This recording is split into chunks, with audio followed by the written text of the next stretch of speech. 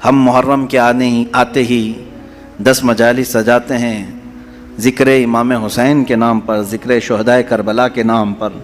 یہ کوئی نئی بات نہیں ہے، برسوں سے یہ ریت چل رہی ہے، اور ہمارے مشائخ، ہمارے علماء اسلاف سبوں نے سنایا اور ہم تک منتقل کیا۔ ہم بھی سنا رہے ہیں، اپنے بچوں کو منتقل کر رہے ہیں۔ کل یہ ہمارے بچے اس ممبر پر بیٹھیں گے اور یہی تذکرے سنائیں گے۔ لیکن ایک بات میں آپ سے کہتا ہوں، لوگ ہم سے یہ کہتے ہیں کہ ہر سال یہ واقعات، ہر سال یہ کربلا کے تذکرے کیوں سنائے جاتے ہیں؟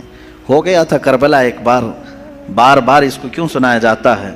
میرے عزیزوں، چلو اگر میں بار بار سناتا ہوں تو سننے والے بار بار کیوں سنتے ہیں؟ سننے والے کیوں سنتے ہیں؟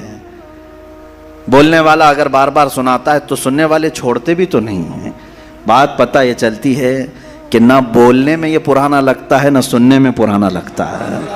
حسین اعظم کے ذکر میں جدت ہے، لذت ہے اور ایک نیا پن ہے، اور انہی مجالس کے صدقے ہم بہت سارے تذکرے بھی کر لے جاتے ہیں۔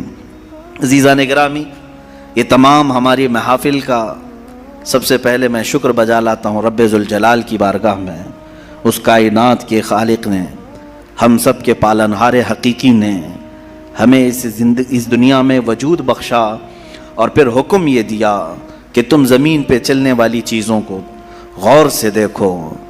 قل انظروا ماذا فی السماوات والارض، تم آسمانوں میں غور سے دیکھو کیا کیا چیزیں ہیں۔ یہ کیوں دیکھنے کا حکم بار بار رب تعالیٰ ہمیں فرماتا ہے؟ اس لیے کہ تم مجھ تک پہنچ سکو، رب تعالیٰ کی معرفت تمہیں حاصل ہو جائے۔ انسان کا اس دنیا میں آنے کا ایک مقصد یہی ہے کہ وہ اپنے خالق کو پہچانے، اپنے مالک کو پہچانے، اپنے رب کو، اپنے پالنے والے کو پہچانے۔ اور دنیا یہاں ہر ایک کو پہچانتی رہ گئی، اور رب ذوالجلال جس کو پہچاننے کے لیے بھیجا گیا تھا اس کی طرف توجہ بھی نہیں کیا، محنت بھی نہیں کیا اور پوچھا بھی نہیں۔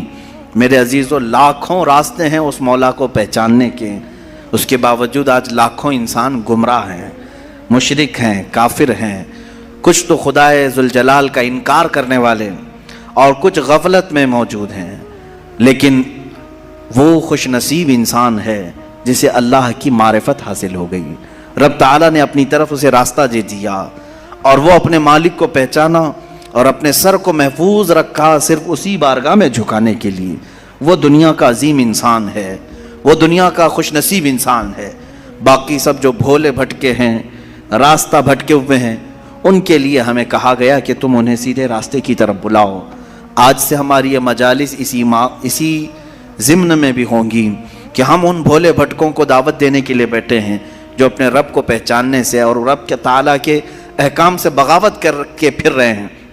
عزیزان گرامی، اب آپ سب کی بارگاہ میں جو چیزیں میں عرض کرنے جا رہا ہوں وہ بہت توجہ سے سنیں، توجہ سے سنیں کہ یقیناً اللہ عز و جل رب ذوالجلال، اس کی بہت ساری صفات ہیں، 99 صفات آپ نے سنا بھی ہوگا۔ اسماء حسنہ میں اللہ رحمان ہے، رحیم ہے، کریم ہے، حلیم ہے، عظیم ہے، غفار ہے، جبار ہے، ستار ہے، قہار ہے، یہ سب اس کی صفات ہیں، اور ہر صفت کو پہچاننے کے لیے زندگیاں لگ جاتی ہیں۔